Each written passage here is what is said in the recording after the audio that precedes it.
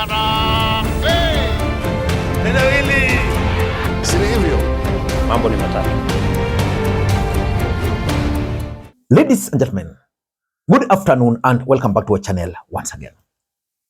State House and William Ruto are on high alert because yesterday, this photo here, this photo of Fred Matiang'i and Rigathi Gachagua in a meeting emerged.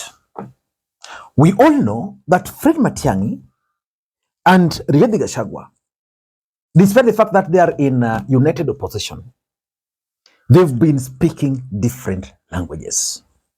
So yesterday's meeting, in my view, is significant and should worry William Ruto and his allies. I'm saying this for two main reasons. Number one, this meeting is coming at a time when we witnessed Jubilee Party making changes to its leadership. Someone like Jeremiah Kioni was removed as the Secretary General of Jubilee Party. Kioni was one of those people who used to attack Rigathi Gachagua badly. And indeed, in my analysis, when that happened, I opined that the reason why Matiang'i or Uhuru Kenyatta, for that matter, removed Kioni is because they were looking at opportunity of working with Rigathi Gachagua. The other day he said, mimi na kwa Kikuyu, alisema mimi siwezi weka hii kura yote pamoja, mtu akuje achukue. Wacha nikwambie, Ligiji, one, Gachagua is not the party leader of DCP. If he was, he should be registered with the ORPP and gazetted. Gachagua is not even an official of DCP, for the reason that he knows once impeached you cannot hold a public office. Na hiyo nilikuletea Kenya Gazette juzi, you said that the last time, and I can also give you that copy of the Kenya Gazette now. And so you're a lawyer. I can tell you, the Chief Justice told Sonko when he appealed on his impeachment, once impeached, permanently impeached. So we must start calling some of these things bluff. Hii mambo ya kuzunguka ukidanganya wa Kenya haina maana. If you cannot run, stop fooling Kenyans. And should Uhuru, Matiang'i and Rigathi work together, that's going to be very dangerous for William Ruto. Number two, this meeting is also coming at a time when the alleged moles are being removed from the united opposition.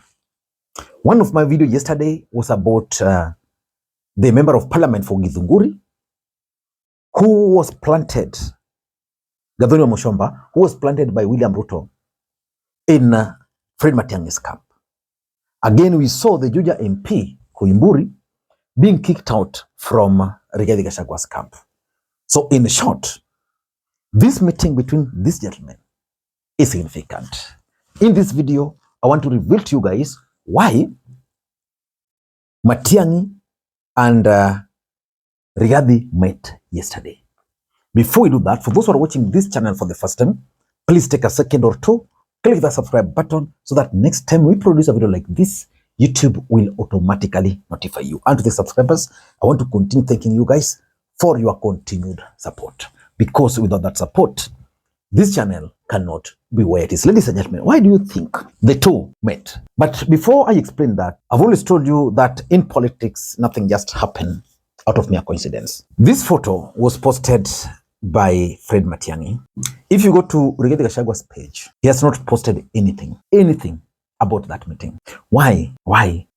Ladies and gentlemen, let us focus on the objective and why William Ruto should actually be worried. Number one, opposition unity. If there's one thing which William Ruto will not allow to happen and is investing in it heavily, is opposition unity. William Ruto understands one thing, that should the opposition in Kenya unite and settle on a single candidate, let's say they agree that the presidential candidate is Fred Matiang'i, deputized by, say, Kalonzo, or they agree that the presidential candidate is Kalonzo, deputized by Matiang'i. That's going to be dangerous for William Ruto. And for those who've been following the political developments within the united opposition, that opposition unity has been elusive. Those are the facts. Because it reached a point where Matiang'i could not even attend meetings attended by Rigathi. Or Rigathi deliberately skipped events attended by Matiang'i. Which means someone somewhere planted that seed of discord between these two gentlemen. And it was deliberate. And it was part and parcel of the system. So I want to assume that currently what has happened is that maybe Rigathi Gachagua and Fred Matiang'i have realized that the division between them were actually being caused by the deep state, by NIS, and of course, it was going to hurt both of them. So for me, William Ruto should be worried because this opposition unity is dangerous for him. Number two, let us look at 2027 politics. Which region is likely to determine who becomes the president? If you are to pick two regions, I'll pick Mount Kenya and I'll also pick the Luhya Nation. For William Ruto to win, he must recover what he won. For William Ruto to win, he must recover the loss he has incurred in the mountain. And to compensate for that, William Ruto must lock the Western Alliance. In Western Alliance, there's Matiang'i there. But the region to determine that whether he wins is going to be Mount Kenya.